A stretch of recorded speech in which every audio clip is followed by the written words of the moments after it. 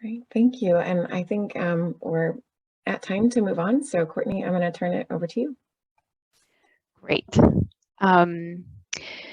So we're going to spend our last half hour or so hearing from our panel and the two people that you probably want to hear from the most, Alyssa and Brad. Let me first just start by reintroducing them quickly as they come on camera here. Brad Jensen and Alyssa Prater are the lead advisors at the Empower Area Learning Center in Hinckley, Minnesota. Dom introduced them earlier. They are in eastern Minnesota, just a bit north of Minneapolis, I think I remember. And they serve, so just to give you a sense of what they do at Empower, they serve alternative program students from their school district and surrounding school districts by using flexible and innovative methods to educate non-traditional high school students, but still in a supportive and rigorous environment that prepares them for life beyond high school. So as we get into this panel, I'll have some questions for Brad and Alyssa directly, but I also want to welcome Dominique and Alicia to add their responses and comments as we get into the conversation. So welcome, Alyssa and Brad. If you can wave so everybody can see you on the screen amongst all the little boxes. There we go. Let's start with this first question here. Tell us a little bit about why you wanted to be a part of this networked improvement community and what you hoped to accomplish. So the call out comes across your email or you see it in a newsletter or something, and what triggered you to think this is some work that we want to engage in, and what were the goals that you were looking to achieve? So let's start with Brad first. Wow. Okay. No. What I would say is that we are a program that is constantly looking for ways to improve the support we give our students. Since we are non-traditional, every student's doing their own thing. We really wanted any opportunity, like this opportunity came up where we could, how do you improve the graduation rates? And, you know, in our alternative world where you have a group of students who just don't fit into the high school, who have given up on high school, are maybe interested in coming back to high school. How do you take that three groups of individuals and how do you bring them together and help them go forward as a group? And so any way to improve our capabilities, I mean, we'll jump at it. You know, we're like fish and live bait. So that's kind of where we're at. Alyssa? So as Brad mentioned earlier, we are part of a traditional school district. So we are a second high school within our school district. And so Brad and I are part of the high school teachers team. And anytime there is a PLC, it is geared towards your traditional first period through seventh period teaching model. And thankfully, our administrators have been very supportive and have allowed Brad and I to find different opportunities to create PLCs or learning opportunities that are much more appropriate to helping us and our students. So when this came across our desks, the biggest part for me was, yes, this will be some sort of professional development that actually can be applicable to alternative learning situations. So that would be the main reason why we sort of jumped at it. Plus, we are both involved in the Minnesota Association of Alternative Programs, where we get to network with other schools. And we know the positive things we've gotten out of that in the past. So the idea of getting to network with some people that we may or may not have met at various MAP events was exciting as well. Great, thanks to you both. Let's switch over a bit to the content of our NIC. So we know we worked on goal setting, and that was decided sort of early in our NIC work together. We did a root cause analysis and a driver diagram. Can you tell a bit of a story to the listeners about how, because improvement work is so fine-grained sometimes, and we really made little little moves to your change idea over time. And maybe Alyssa, you can start here. Tell a little bit of a story about where did we start with the change idea and why, and then how did it sort of evolve or improve over time? What are little improvements we made? Yeah, it's funny that you asked that, because I literally just made a list of all of the different little minute changes and tweaks that we did so that I could remember. So every day, Brad and I start with an advisory, and we just circle up as a whole group. And one of the questions that we asked our students was, besides how are you, and the silly question of the day is, what is your plan for today? And we decided in our first meeting that we were going to change the word plan to academic goal. So that was it. That was our first tweak. So every day when we sit down and have advisory, it became, what is your academic goal for today? And we wanted to see if that made a difference for the students. Maybe they would, instead of answer, I'm going to sleep today, maybe they would look at it as, okay, I should be doing something academic. And then we added, and I might have these in a little bit out of order, but I know the things that we added. So then we just added an end of the day checkout. Did you meet your goal today?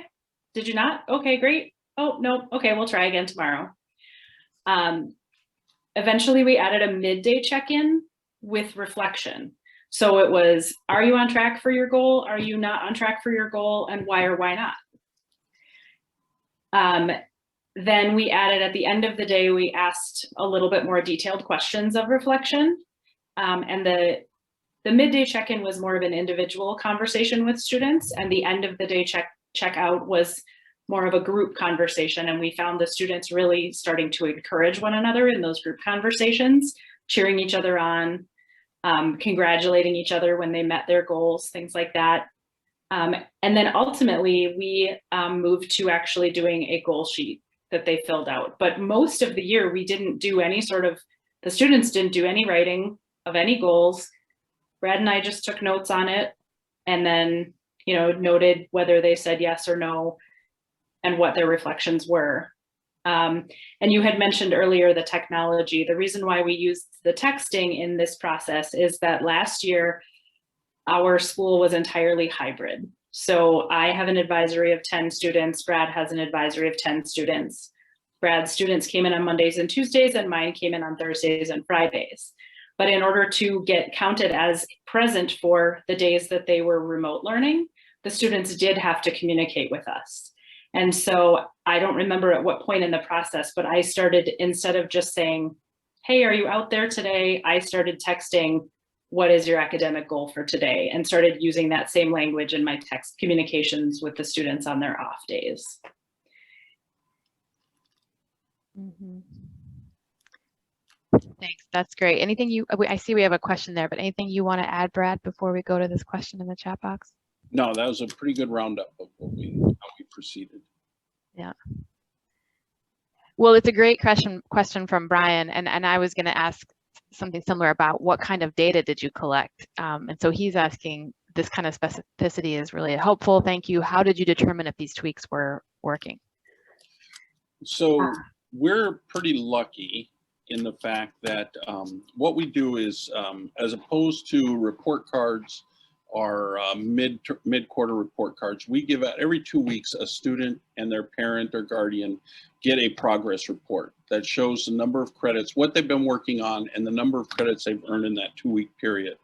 So we did two things. We took and we documented those students that participated in goal setting, and working with those that set goals and how many academic goals they set, how many academic goals they achieved, and how that reflected on their credit progress report. And so when we were collecting data, those are the areas that we really focused on. And it was, and like you said before, you can do some improvement, but if you don't have a way of tracking it, and you don't have a good idea for tracking it or collecting data on it, you really won't know if you're improving. But having the NIC representatives give us this spreadsheet that allowed us to, who's writing goals, are they meeting their goals, and how is that impacting their progress as far as earning credits, that really brought a big flashlight to us. You know, it was more than a flashlight. It was like a nightlight. I mean, it just showed everything and how you could see the difference between students that weren't setting goals or weren't setting very good academic goals and their progress, and those students that were really engaged in the goal setting process and what they were doing academically as far as progress. So it really helped us document and show the necessity for being more specific in our goal setting routine. Yep, that's great. Thanks, Brad. Nice comment from Amy here. I love that so much. Low stakes and minimizes the threat of the action as perceived by students who have not had big success. Yeah, essential part of continuous improvement work. One of the other things I noticed, and before we move on to the next question, since we're in this space of how did you know if things worked and what did the improvements look like? I remember that our conversations sort of would focus on two things: the logistics of how you would do it, like the routine itself, the timing, when you would do it, how often. So that was a part of it. And then the content of the prompt, or so your point earlier, Alyssa, about the types of language we use in the prompt or the content of the task that you ask. And those two things seem to marry to be your overall change idea and how you would talk about improvements around it. Does that resonate with you both? Yeah. Can I add one thing to Amy's comment about the low stakes? One of the surprises for me about participating in this is, you know, when Brad and I went into it, we thought, what are we getting ourselves into? And one of the biggest pleasant surprises was for lack of a better way to say it, the small amount of work that we actually had to put in. And I don't mean to say that we didn't put in effort, but it was, all of the people that were there to support us did a really good job of saying, where are we? What are we working on now? And how can we make small, minute changes that, like we said, our students didn't even notice, really. They didn't know we were doing this. We talked about it, I think in April and May, we finally told them we'd been working on this all year long. And just the big impacts that we saw along the way for what felt like very intentional, but very small changes. So we could really see the big impact. We didn't feel like we had to overhaul our entire program. Yep. Great. Please continue to put questions in the chat, listeners. This is great. I'd like to open up. Alicia and Dominique, anything you'd like to add or ask at this point? If not, I can keep moving, but I wanted to make some space for the both of you if you needed to say anything. I think just to build on what Alyssa had shared, thinking about grain size is just such an important part of the process, like those manageable chunks, not only for the students, but for the teachers who are, you know, making the changes. And that's what PDSA cycles allow you to do, you know, take that tiny grain size and then build throughout the years. You continue PDSA cycles, which I think just makes it so powerful. And the only other thing I would add or emphasize about what Alyssa said is I think there was a question earlier in the presentation about how this is different than a PLC. And Alyssa just sort of described it as best as one can, in that there's certain restrictions, you know, in that kind of structure. But really, as I mentioned earlier, you could be thinking about a problem related to attendance, a problem related to discipline, an issue really across any. It could be around engaging more families. It could be, so you can have all these different degrees and variations and issues that are really real, that are critical barriers. And you come together and you figure out what the root cause is to that specific issue. You engage a diverse set of individuals to help you think through it. And then you pick something that you're going to try, just the way Alyssa described it. and then but you just make sure that it's tight as far as like, okay, this is what I'm gonna try, this is how I'm gonna know if it's gonna work. We're gonna come together, we're gonna talk about it. And so when Alyssa says, you know, the shift, when we were planning for this, we were laughing together because she was saying, you know, when I'd work with Courtney, she'd say, what's that small little shift that you're making but yet that small little sort of shift would really increase like the possibilities, and the change was pretty significant. So that's where I think, Alyssa, when you were saying like the effort seems minimal relative to the changes that I'm seeing. So I think that's sort of the appeal of being able to see those quick wins, and really get buy-in from the individuals that really want to see the change happening a lot quicker than one would expect with more traditional improvement efforts. And if I can build on that too, like also the time to plan and to really think through your plan is something like that's different about the approach too. Like thinking about implementation, like what do I need to set up? I know a lot of our NIC teachers are like, okay, so next time I'm going to set a calendar reminder because this seemed to be a critical element. You know, I need to set this up on my desk so that I don't, you know, forget about it in the chaos that becomes the day. Right. So that's also like such a great part of the PDSA cycles and those little shifts.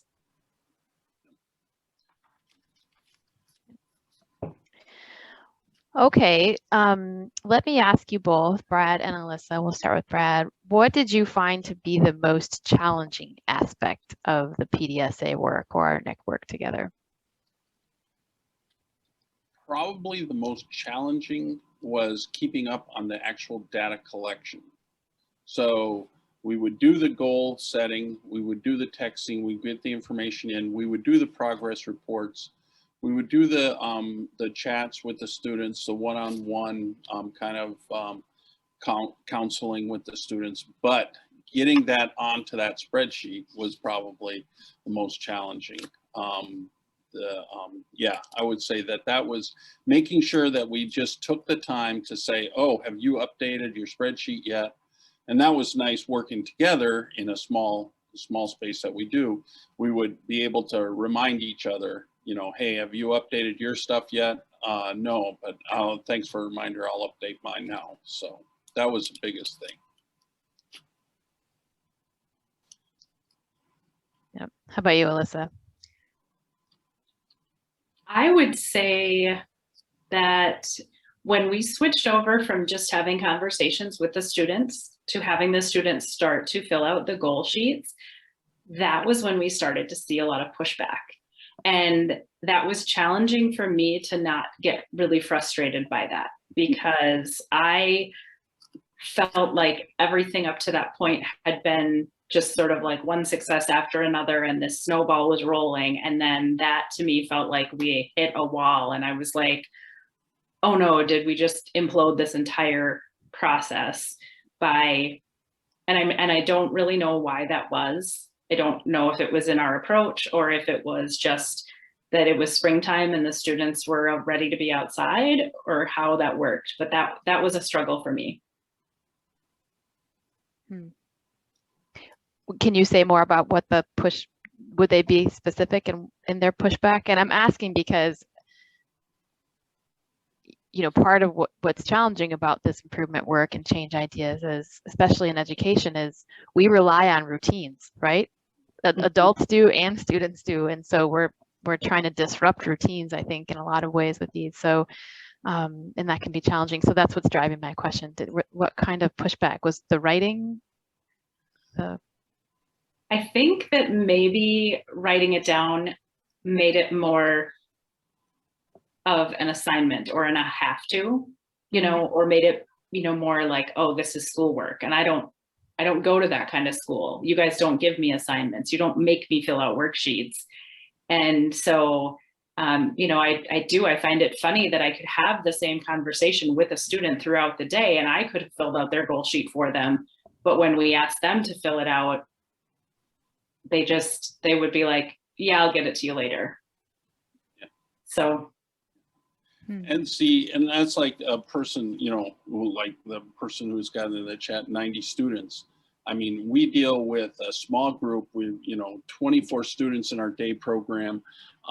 And and our culture is you work on your own thing, and we will help you develop, you know, what do you want to learn? How do you want to learn it, kind of thing.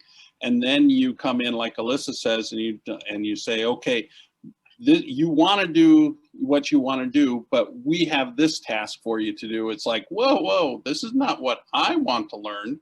This is what you want me to learn. So this is different. So it's, you know, it's a whole different, you know, we're trying to sneak in a whole different mindset for our students that are, you know, wait a second, this isn't how we're set up here.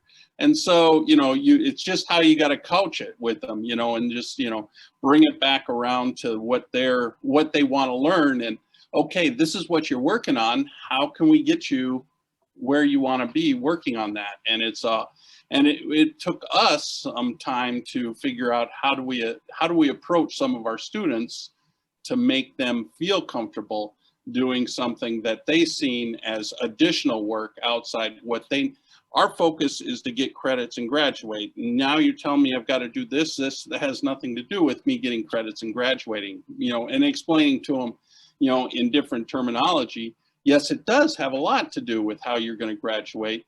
You know, this is a tool to help you, but you can't just come to our students and say, hey, we got this new thing, because they're going to back off and say, wait a second, this isn't something I picked. So, yeah, it's kind of interesting. You develop a mindset, they take a hold of it and ownership of it, and then you slip in a change, and then it's like, whoa, wait. Yeah. If I can build on what Bradley just shared in the context that he painted for us, which I think is really important in this conversation, and it connects to a question in the chat regarding the number of students. I think there was also a previous question around implementation science, right? And how is implementation science embedded in this work? And I think the key thing is that we take a strategy like goal setting, which is an evidence-based practice, but under what conditions, with whom, is that practice working, right? And it's going to look different based on the context that you're in, the students that you serve, the size of population.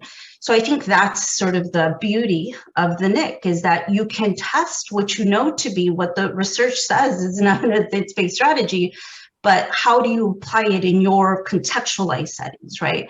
And all those variabilities are what implementation science is about, right? Is really recognizing what are the different variabilities and what are the sources to those variabilities. Are they systemic, meaning are they policy barriers, resource barriers, or are they more at the individual level, meaning beliefs, behaviors, knowledge at the practitioner level? Or is it based on the context of your students, their needs, their you know, all of that. So I think being able to refine something that large, like an evidence-based strategy, and chisel to it so much so that it works for your students, and then capture that so that you share it and disseminate it across settings that are like yours, but also dislike yours, so that you could say, well, that might not work for me, but how do I refine it so that it fits my context? And then that's where sort of the dissemination process unfolds, somewhat organically, but very methodically, in that there's evidence behind the success of that practice.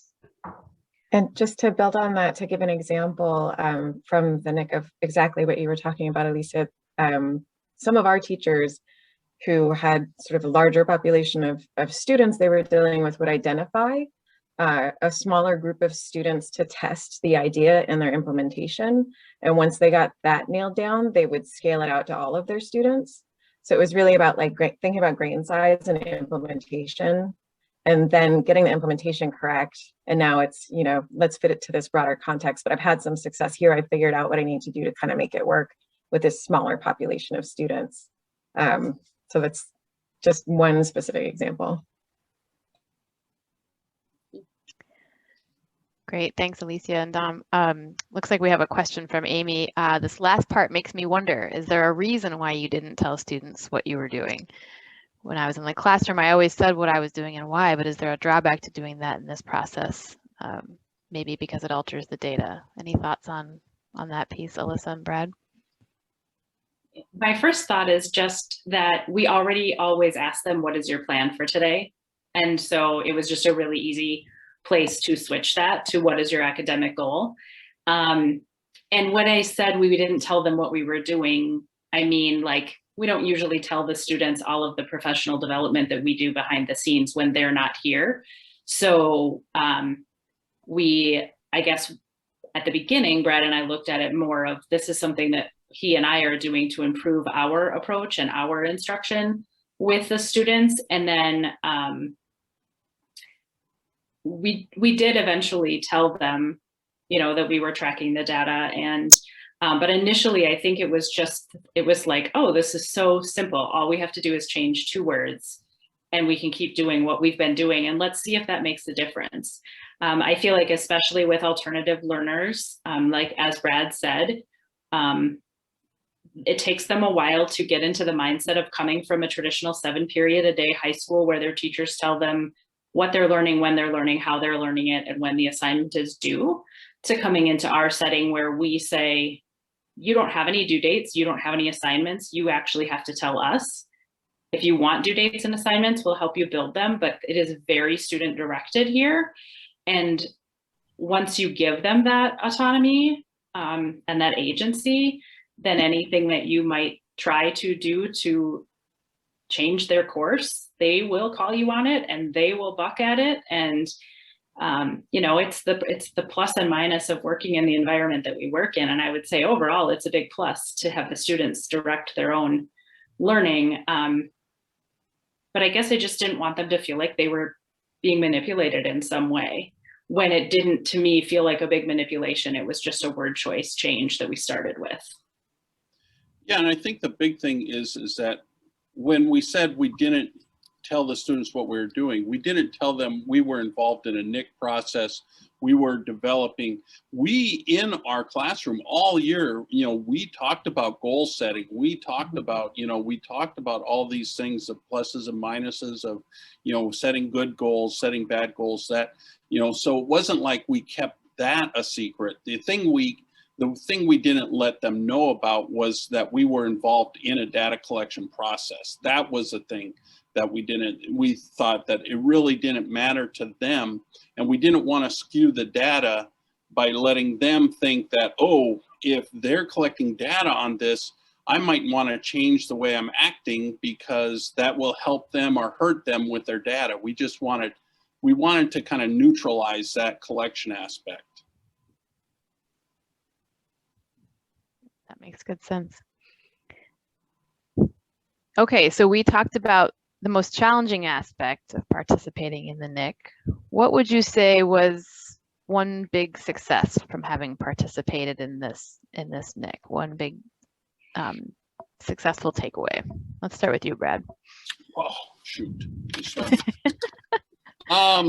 Actually, I think the big success for us was long-term.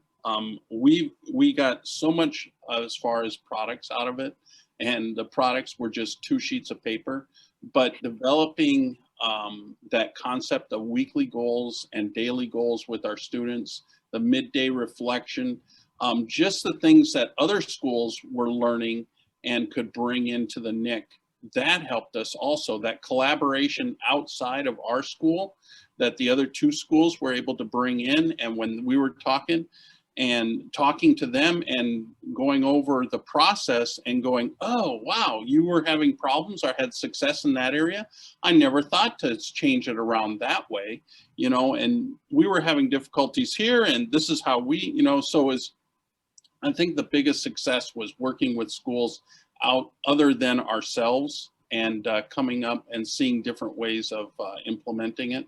And then just the improvement, the validation of the process. You know, I went into this thinking goal setting, graduation rate, how is that really gonna, you know, I can get on a long horse about graduation rate, but it was, you know, goal setting just didn't seem, but by the end of the year, you got to thinking, you know, if you don't have goal setting, you know, it doesn't matter what they do in math or science or anything, you know, that is kind of for our students in the alternative world, that is the cornerstone that everything else builds off of. If they can't see small successes and build on those successes and goals, I mean, they are going to be continually just out there in the wilderness, but having them establish even small goals, just showing up. Can you show up for 4 days in a row? Make that a goal for this week. And then can you actually pay attention for 30 minutes in a 7-hour day? Make that a goal for a week, and just watch them build on success after success or recover from failure. I mean, those were the huge things that we pulled out of that. I agree with Brad. The collaboration was huge. Just being able to talk in real time with other schools about them experiencing goal setting, but in a different way, in a different context, and how it worked. And I would also say, and of course, I can't say with 100% certainty, but this first quarter of this school year, we have seen amazing amounts of credit being earned by our students, like more than a full year's worth of credits already done by multiple students.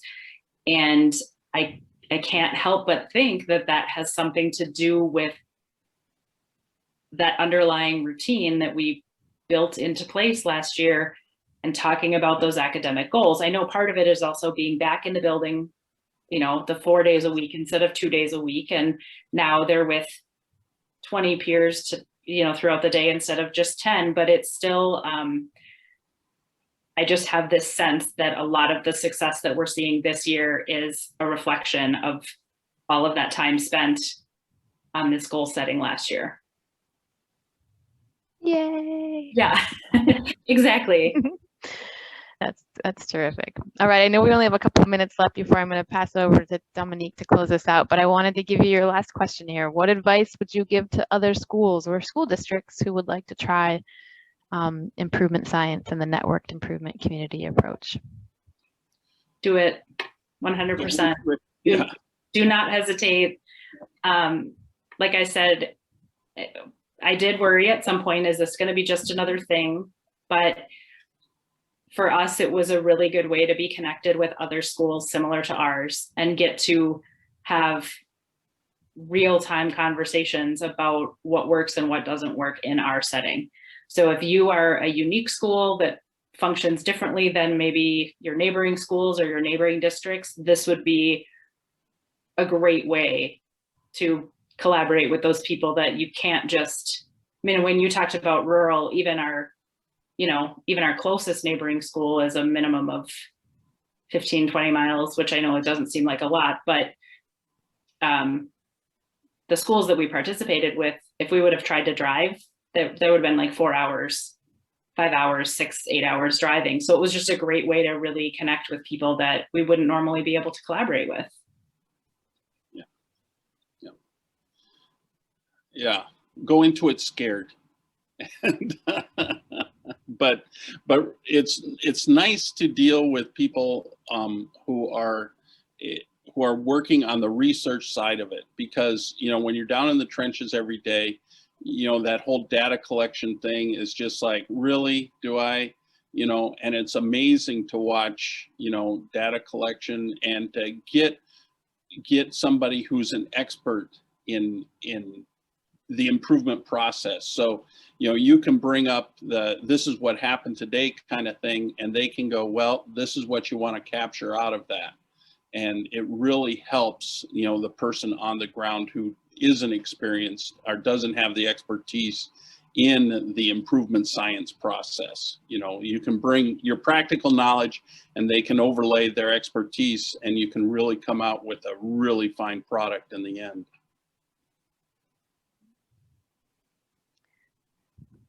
That's a great last set of words there from you both. So I'm going to pass it over to Dominique to close us out, but I just want to say thank you, especially to Brad and Alyssa. I super enjoyed working with you on the NIC, and I think you're such a model as educators and as continuous improvement advocates.